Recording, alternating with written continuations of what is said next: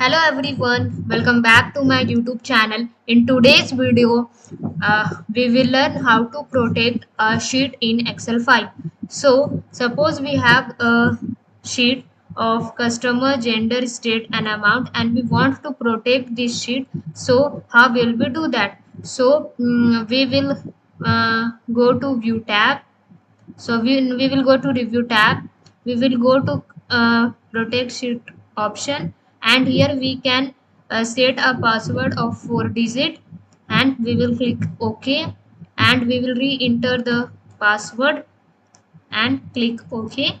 And here we can see that our sheet is protected now. So what does it mean? So suppose someone wants to change this sheet, so he or she will not be able to change the sheet because this sheet is now protected. Suppose